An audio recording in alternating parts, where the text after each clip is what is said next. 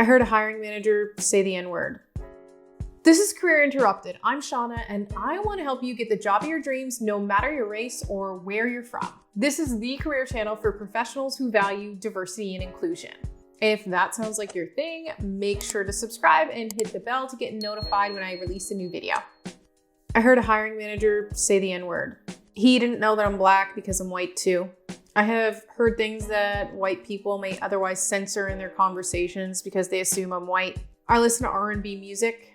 My kids have blonde hair. The first time I heard the N-word, I was in kindergarten. I saw my Black cousin attacked. In grade 1, a white classmate told me my dad was poopy. In grade 12, that same classmate apologized to me. It had bothered her all those years. Straighten your hair, they'll tell me, you'll look more professional. I was never more uncomfortable than when we read To Kill A Mockingbird in grade 4. My 5-year-old thinks we change color as we get older. His skin looks white and his Grampy's is Black. I was scared, sad, and angry when I heard the hiring manager say the N-word. He didn't want to interview the candidate because his name sounded too Black. I said nothing. I only told my mom. It made my mom cry. It made me cry too. The next day, I put a photo of me and my interracial family on my desk at work. In the photo, I am arm in arm with my Black father. The look of fear on that manager's face told me he knew what he had done. We have responsibilities at home to educate our children about anti-racism, and we have responsibilities at work too. So 2 years ago, I wrote that post, and I still remember the moment I wrote it. It was soon after I heard that George Floyd was murdered and kind of everybody faced some real realities or denied them. But anyway, in a lot of ways, started to face some real realities around racism and systemic issues and so on. And it got me to thinking about things that I had experienced over the years, being like, I don't know, sometimes white passing and sometimes just not being seen as Black. And this was an experience that really stood out to me because of how shocking it was.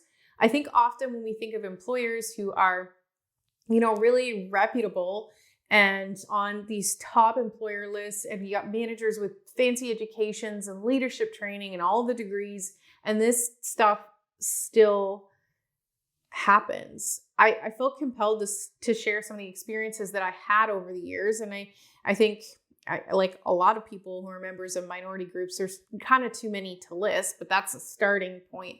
And the reason I did it was, I guess, to shed light on the fact that people who are seen as credible see this stuff too. So I'm probably seen as credible in my community in a lot of ways. And coming out with this message, I don't know, I think it was impactful because I had a pretty good job and wasn't really seen as like a big complainer or anything like that. So that's why I wanted to share it. And it was interesting to see kind of like the responses that I got from this. So I initially posted this on Facebook and on LinkedIn a couple of years ago and heard from a lot of people from that employer that I worked for who they knew what employer it was and said, oh man, like, I'm sorry this happened. And they were surprised by it.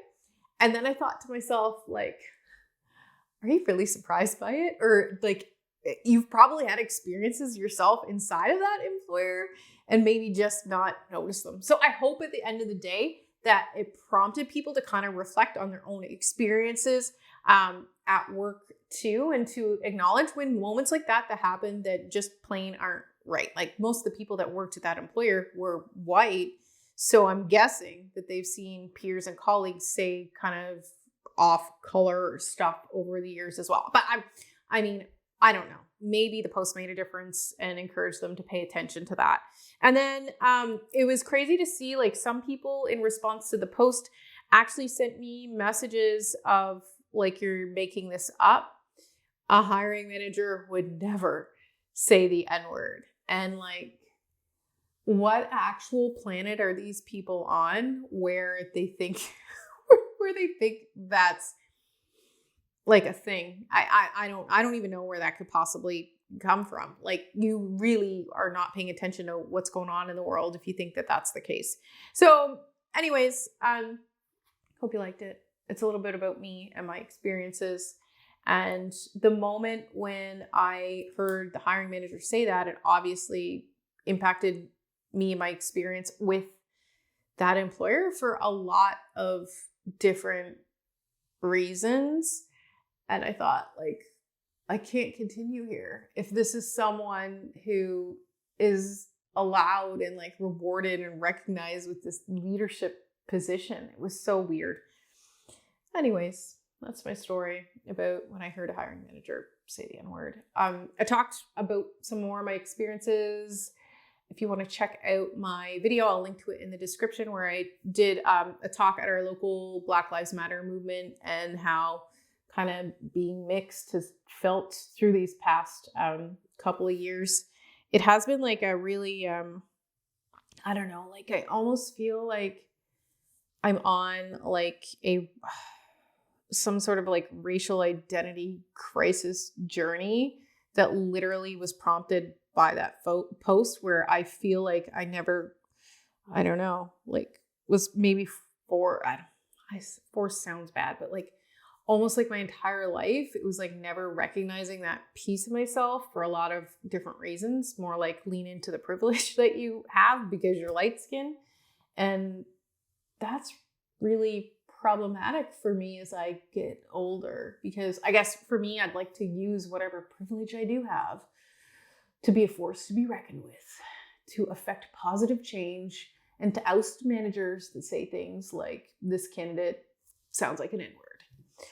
Okay, thanks for watching. Bye-bye.